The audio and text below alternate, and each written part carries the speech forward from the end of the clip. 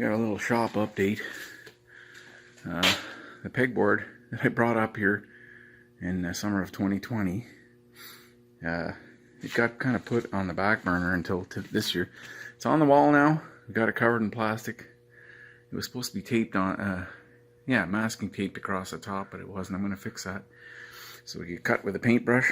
We did some paint last night, and then I managed to get a first coat of primer on there. We're going to do a second coat, and we got to do little touch-ups. Got to do a little sanding, and then you can see the spots we fixed. I'm not that fussy. It's a garage, so you know you can kind of still see the tape joints. And then these big boxes you see, there's a reason why they're like that. Those beams are, I think they're either 18-inch or 20-inch, I can't remember. And they actually stick out through the wall. One of them actually sticks out the wall about half an inch. And it's not in the way because I think it's this one, because the strapping is half-inch. And then the siding's on the strapping, so there was room. So it sticks right out the wall. So what that does is conducts a lot of cold right into your building. So, and when you see these beams in a basement, usually you see them boxed in, something like that, because it's just conducting cold. So it's actually, the heat's being conducted to outside. It's a really bad area to lose heat, so it's like a radiator. So we boxed it in. That's, I don't even measure, it's probably about 16 inches. And then stuffed it full of insulation. I got a couple of layers of R15, I think, R20, maybe R20, yeah. And then I put corner beads and outside metal corner beads on drywall, and then I put maybe 2 coats of mud, and I think we're on. My son's doing a lot of this stuff. He's helped me a lot, so he went around. He patched up the. We still got to do the trimmer on the windows, and then all the wiring's all done. I bought stainless steel. You can barely see them through the plastic here.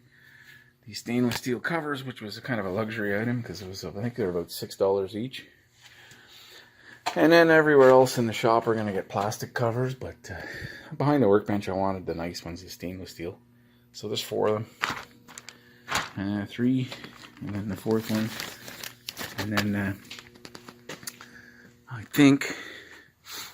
think we're going to put a mezzanine across the back here. So that's stage 2. Stage 1 is just get this wall done, get the workbench back against the wall. It's going to go right here, toolbox is down there, and then, I bought a hoist for my 48 GMC pickup truck, so I can store it in the winter, and I can work on it. I can't, since I had my knee surgery, I can't kneel at all. The surgeon told me I wouldn't be able to kneel anymore, and I thought, well, maybe he's right, maybe I can, maybe I can't. Well, I tell you what, I cannot kneel down. So, and I'm going out to buy some Baker scaffolding. This is around 6.5, 7 feet right here. I got it kind of anchored to the wall. There's a piece of metal, plumber's tape in there. This ladder's kind of sketchy. Broken. I found this ladder in the garbage. It's perfect for what we're doing, but I was actually gonna cut it up and throw it out, but it's actually pretty good for this purpose. It's fairly solid, and then I got this other ladder, and then I got a step ladder over there, big, I think that's 11 foot or 12 foot step ladder. I think it's 12 foot. And then I'm gonna put the Baker scaffolding over in that corner. And we'll be able to do, we didn't do the corner because our scaffolding kind of ran out. It was attached to the wall here and we took it off. So, front of the garage was done a year and a half, 2 years ago. Didn't get painted. But things are really coming along. And then we got a major cleanup to do in here. So we did the paint last night. And then we had a nice barbecue afterwards to celebrate. I don't know, we had to eat, so wasn't really celebrating, but I was celebrating. And I bought a whole bunch of these lights here. Now these were, I wrote the price on them somewhere. This is what's going up on the ceiling of the shop, because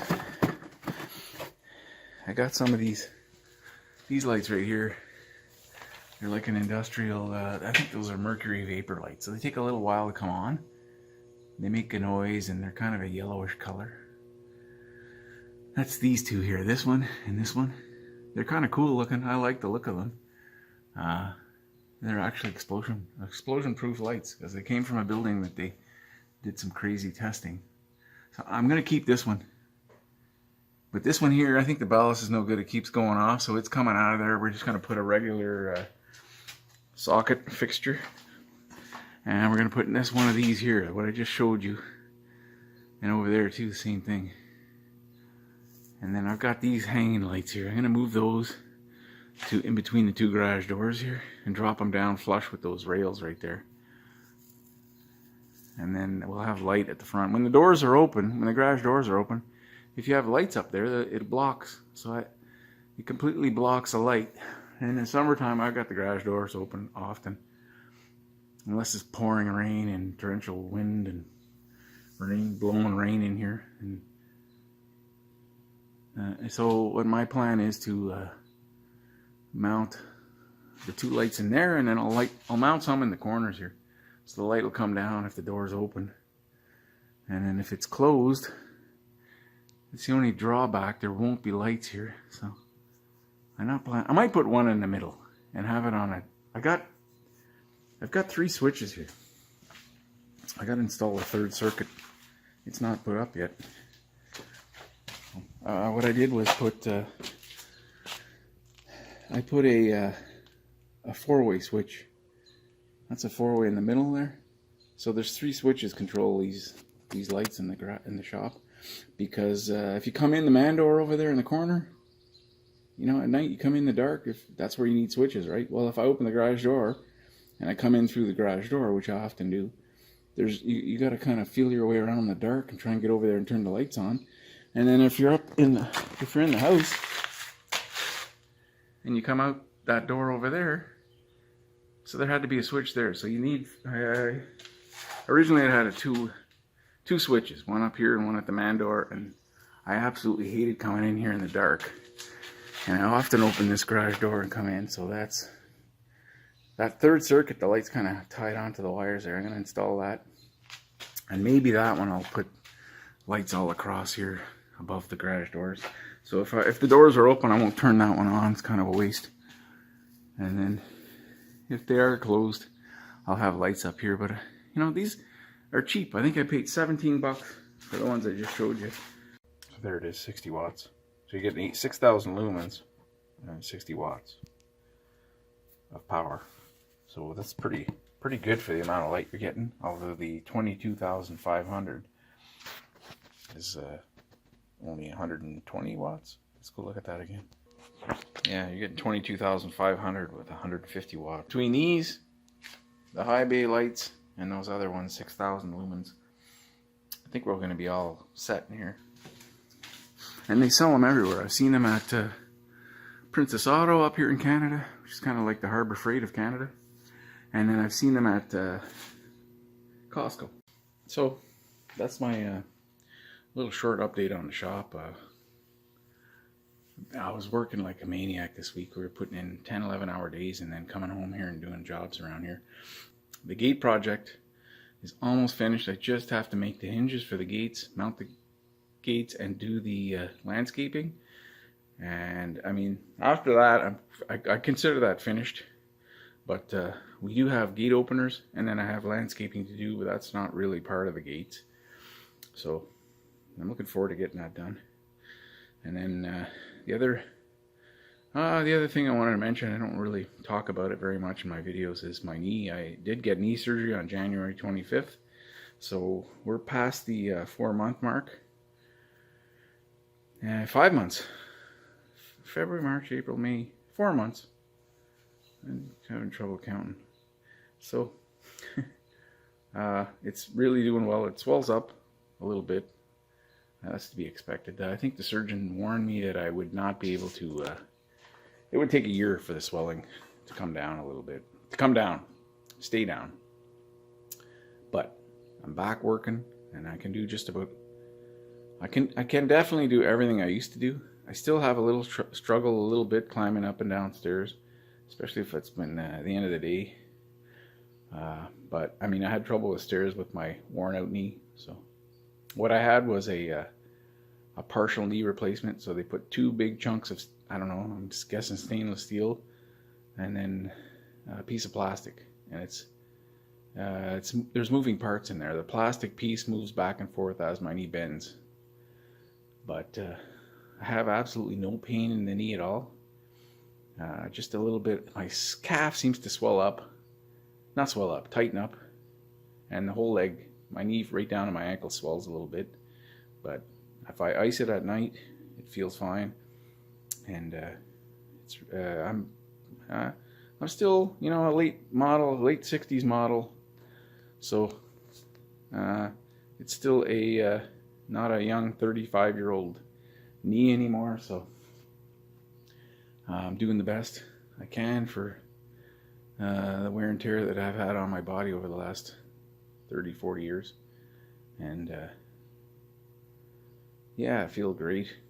Like, it's funny because the knee was so worn out, there was so much pain that I just felt pain everywhere in my body, shoulders, elbows, wrists, everywhere. And since that surgery, there's like no pain. I feel so much. I can't imagine how much better I feel. Still, I'm told I walk with a bit of a limp. So, but I think it's kind of, I'm protecting that new knee, because I think subconsciously it hurt so long for so many years that the mosquitoes are crazy in here. It hurt for so many years that I had a certain way to walk to not step in that really painful position. So still, I got to kind of erase those memories and relearn how to walk again, but I don't want to go on too much. But that's where I'm at. I'm going out to buy some Baker scaffolding. I found some on the local used online. It's Kijiji, my favorite place to shop. And there's 2 sets right now. One's for sale on Marketplace, Facebook Marketplace, and the other one's on Kijiji. So whoever's home first, one guy says I can be there anytime, so I might go there and get that set. And I'm going to use them in the corner over here. And I should have bought a set of those 20, 30 years ago. But then we'll get rid of all this scaffolding, and then sketchy scaffolding, which has worked so far. You know, I'm good with working at heights. I absolutely have no problem working at heights. So I don't, you know, I'm fine with it. Even with the new knee, and I'm still getting up there, and I painted last night. So I'm happy. I'm very happy. I want to run. One more thing I want to do before we finish this project is I want to run a big. Can you see my hand there? Yeah, right here. There we go. I want to run a big a 3/6, so 6 gauge wire along this. It might cost me $400, and then I need about a 50-foot piece, or 60 maybe even, to run a plug down to the far end over there, so I can plug my welders in over there. The panel's over on the other wall over there, so it'll run along the back wall, and it won't be a problem. It'll be right here. It's going to run outside the wall here. I didn't want it inside the wall because I was planning on actually using my extension cord, but I don't really want to give up that thing. Once it goes back there, it's not coming out. So I might have to put it in conduit. Not sure. I'll see what the apprentice electrician says to me. And once that's done, well, we can do that after the workbench goes back against the wall, but when that is done, I will consider this job done, finished. So I can run. I always wanted to have a welding machine on this side of the shop. I don't have a problem right now with being on the other side, but I got 1 MIG, 2 arc welders. I don't use the arc welders very often. But I want to buy a TIG welder. And I also want to buy a second MIG. I want to buy a MIG for doing body work. So it'd be nice to have power on both sides of the shop. I can run my welders on either side or even outside with my extension cord. Yeah, that's my plan. And then the mezzanine, I'll keep it posted because the mezzanine is going to be going up probably really shortly. As soon as this wall is done, we'll start the mezzanine, and then all the shelving will go up on that back wall. After an afternoon's work, I was gone all morning doing stuff, and then came back here, and we got my son actually did the sanding, and he put the second coat of paint on, and we manhandled this heavy workbench back into place. So I got a lot of cleaning up to do. I was hoping tonight I would have that. The mosquitoes are so bad in here. It's just nuts. So I just pulled the fan out of the window, and they weren't so bad when that fan's running because it just blows them out the window. But we got a wicked cleanup to do here, and then I started putting pegboard hooks up, and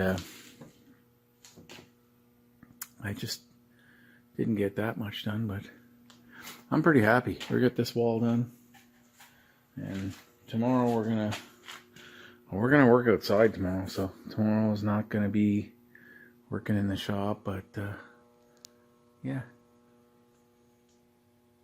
And at night, that light actually is not too bright. That 22,500 lumens light, it just seems to be just okay. So I might move it out a little further from the corner, but I think I'm okay with that light there. That corner was very dark. So, and then probably I'm hoping later on in the summer I can paint the workbench. This got built back in, oh geez, I think I built this in early 2000s, and I thought, someday I'll paint it. It's just a workbench. It needs a good paint job. And then I think I'm gonna put the pillar, the pedestal drill press here, the 14-inch, and then the other toolboxes. I got two. The black one and the red one will go here. I measured; they should fit. There's an extra 6 or 8 inches, and then I'm gonna have a plug at the end for the welders. I think it'll be nice. And more to come. Thanks for watching.